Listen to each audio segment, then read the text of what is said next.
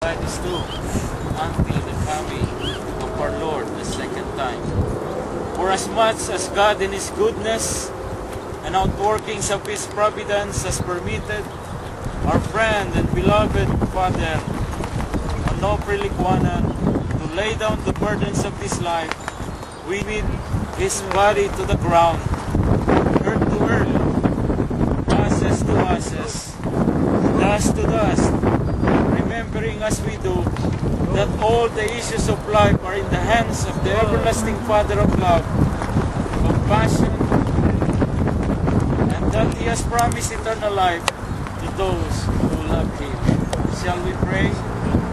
O Lord, this moment we commit the body of our beloved Onofre Licuanan to you. In your hands we lay him to you.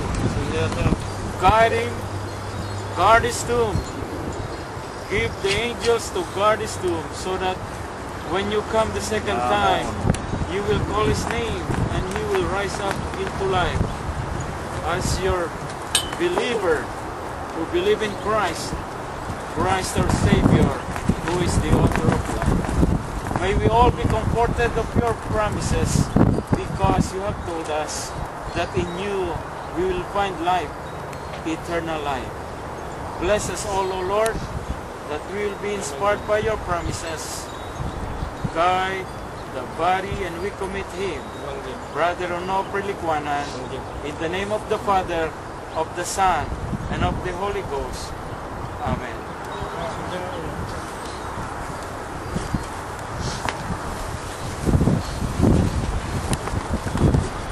Hindi na daw bubuksan, kaya bitin na.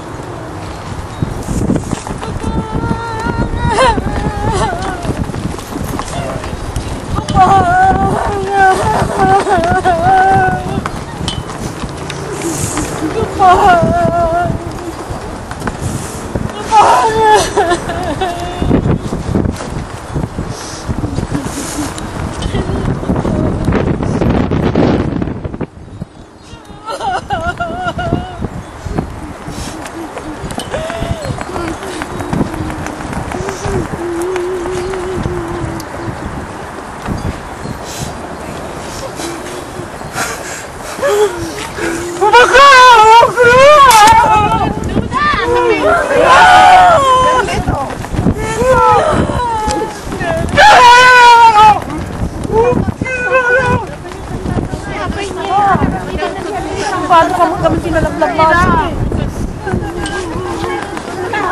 Ladladin. Okay. Menyelamatkan makakatos na kinalagpaga.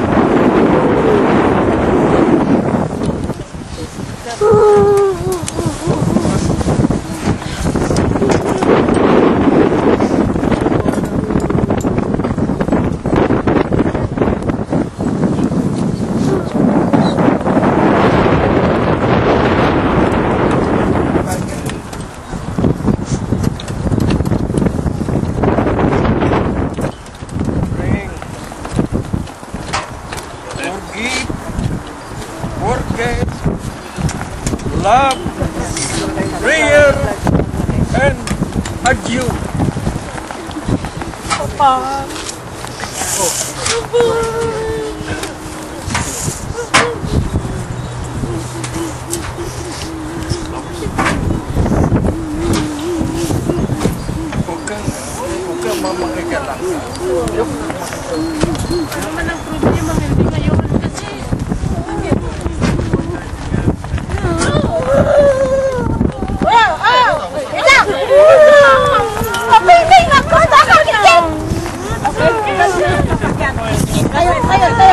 Tara na. Sige. Tapos na naman. Okay, dali. Let's go. Hindi kita malilimutan, hindi kita pababayaan, nakabukid magpakailanman sa aking palad ang iyong pangalan. Malilimutan ba ng ina ang anak na galing sa kanya? Sanggol sa kanyang sinapupunan, paano niyan matatalikdan? Ngunit kahit na malimutan ng ina ang anak niyang tangan,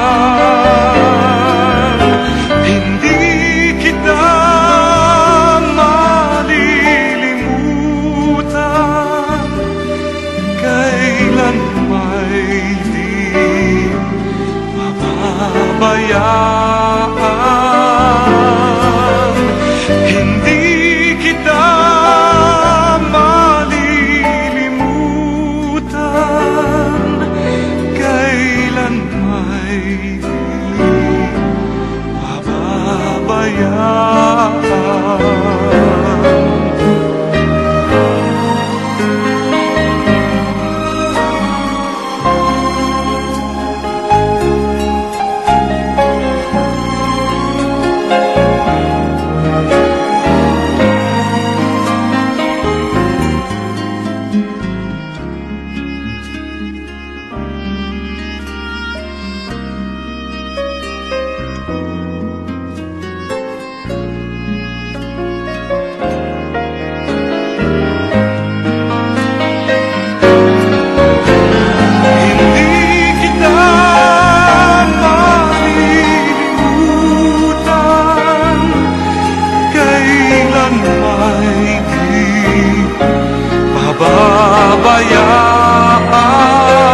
Pababayaan, hindi kita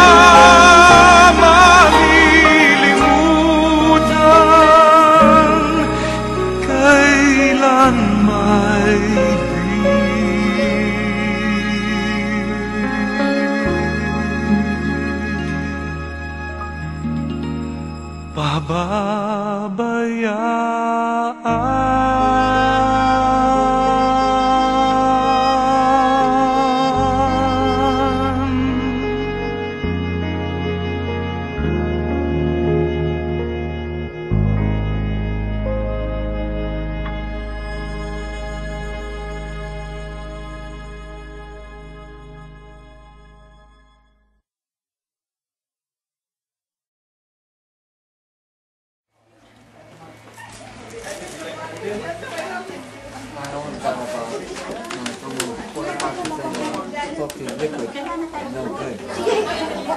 Bakit ka doon?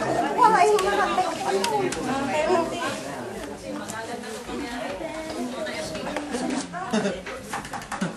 We can roll together. We can carpool.